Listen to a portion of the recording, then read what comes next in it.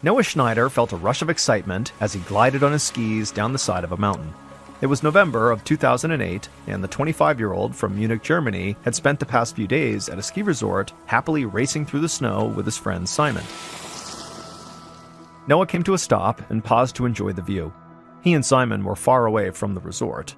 They were out in the backcountry, where the terrain was much more rugged. Noah loved how wild the backcountry was, and how the surrounding forests filled the air with the smell of pine sap. Noah looked up above him and saw Simon was working his way down the slope as well. Noah was ready to get going, so Noah took a deep breath and then launched himself down a wide-open snowfield full of deep powder. But just a few turns later, he felt the snow under his feet begin to shift, and then suddenly it completely gave out underneath him. Noah's heart leapt into his throat as he was pulled down into a river of snow. Then the snow loosened and began to slide down the mountain. It was an avalanche, and there was nothing he could do to get out of it. Noah tried as hard as he could to try to find the way up to get his head out of the snow, but he was flailing his arms, and as the momentum turned his body from side to side, he was left feeling totally disoriented. He could feel himself rushing down the mountain, but the snow had now blocked out the sun, and it was too dark to see anything, so he had no idea where he was and what direction was what. Noah wanted to scream and try to get someone to hear him, but as the avalanche grew, as it rushed down the mountain, the weight of all the new snow piling on began pressing down on his chest, making it nearly impossible to breathe, let alone speak or yell. Noah knew if he couldn't get out of here, he would be buried alive. And so, as Noah tumbled down the mountain inside of that dark snow, he was left thinking of his family and friends who he would never see again.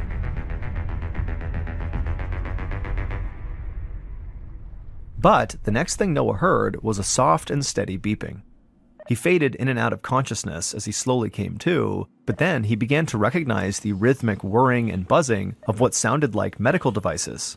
His head was pounding and his eyelids were heavy, but he managed to open them just enough to take in his surroundings.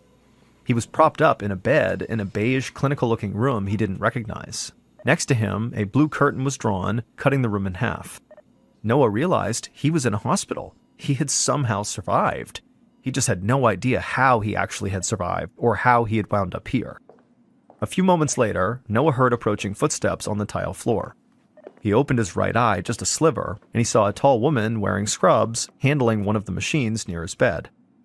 He tried to say something to her, but when he opened his mouth, no words came out. He just basically breathed out, and that was it. But him breathing out was actually enough to get the nurse's attention. She looked over at him and smiled, and told Noah she was glad to see him awake.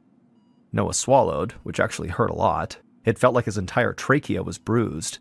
But he tried to speak again, and this time he was able to whisper something. He asked her what happened.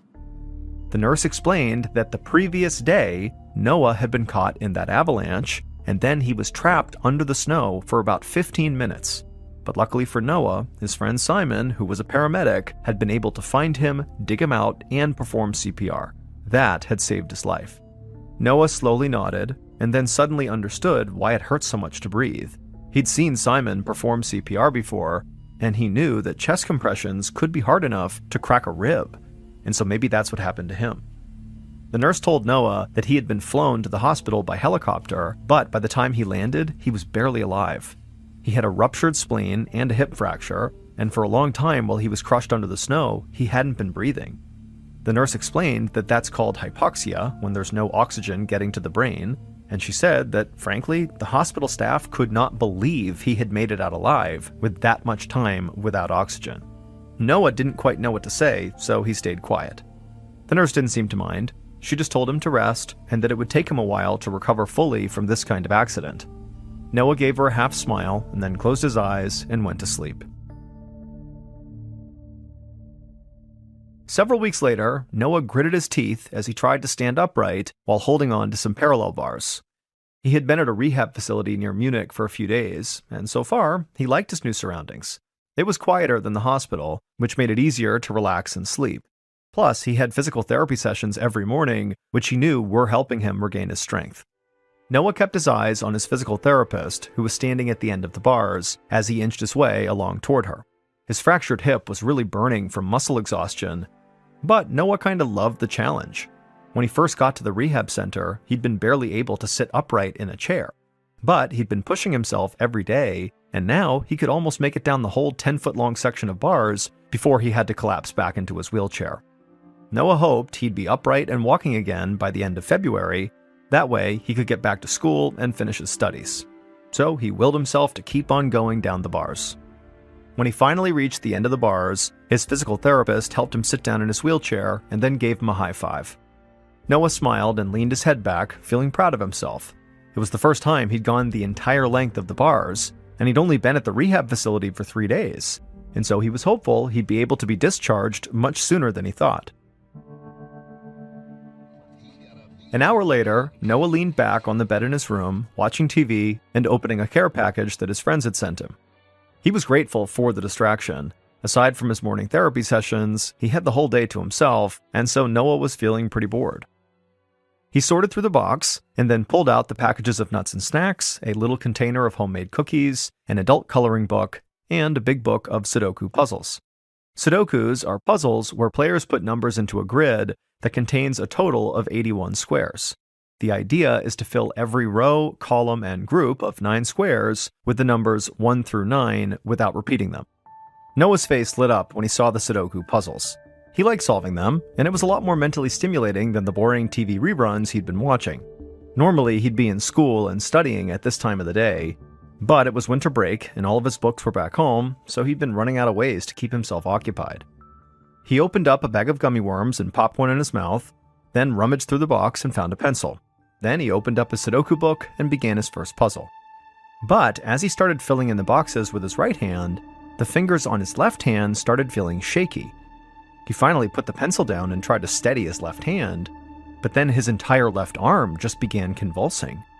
Noah reached for the call button with his right hand, which still felt normal. Then he grabbed his left arm with his right and just tried to hold it in place and stop it from shaking. But his arm just kept on convulsing, and so he took a deep breath and told himself, "It's okay, this is not a big deal, I'm gonna be fine." And just then, his left arm stopped convulsing and was just back to normal. As a nurse came flying into the room to see what was going on, Noah just stared down at his left arm in disbelief. The nurse asked him what was wrong, and he explained that he was pretty sure his left arm had just had a seizure, but now it had stopped. Noah kind of hugged his left arm to his chest and told the nurse that actually his left arm now felt sore. She nodded, but told him that unfortunately, there really wasn't much she could do about his arm. So she told him she would go inform his doctor about what happened to see if maybe she wanted to run some tests. Noah smiled and nodded, but inside, he was feeling very anxious. To this point, his recovery had been really nothing but steady progress, but now it felt like this was the first time he was kind of backsliding.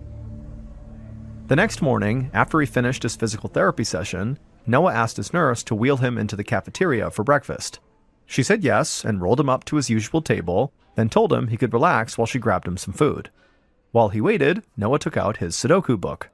He picked up his pencil and flipped to the puzzle that he'd started yesterday before his seizure. He looked over the empty boxes and then began counting through different ways of solving the puzzle.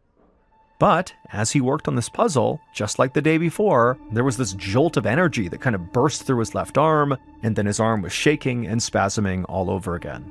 One of the patients sitting at his table asked Noah if he needed help, and Noah, who was terrified, just nodded, and then he heard the patient call a nurse over. The shaking moved up Noah's left arm and kept shaking even when he grabbed it with his right hand. He could hear movement all around him, and he knew the entire dining hall was now looking over at him.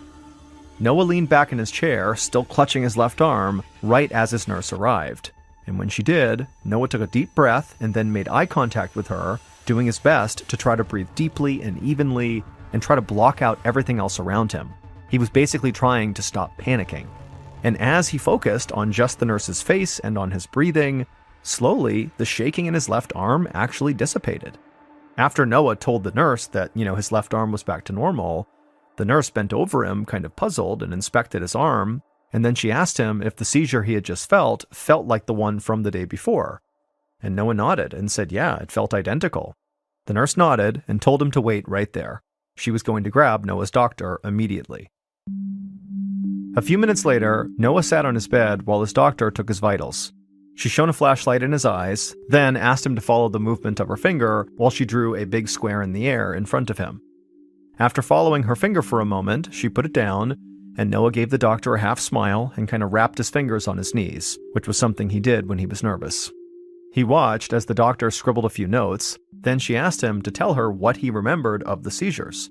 What was he doing right before they started? What was he thinking about? How was he feeling? Noah told her that both times he had this seizure in his left arm, he'd been eating something and also doing a Sudoku puzzle. He'd felt relatively calm, almost bored before it happened. His back had felt a little sore during the seizures, but he thought that was just from how much he had been sitting and lying down recently. He couldn't remember what he had been thinking about before the seizures, so he told the doctor that he really wasn't thinking about anything. He was just trying to solve these puzzles. The doctor thought for a second, and then told Noah that she'd actually like to try to recreate the moments right before the seizures as best as they could. So she grabbed a Sudoku book from the bedside table and handed it to him, and asked him to start solving a puzzle. Noah nodded and opened up the book to the puzzle that he'd earmarked, and almost as soon as he began trying to solve it, his left arm began to visibly spasm. He looked up at the doctor, who was staring back at him in total disbelief. She told him she was calling a neurologist right now. The next day, Baron Feddersen, who was a neurologist, looked in on his new patient from the hallway of the neurology wing at the University of Munich.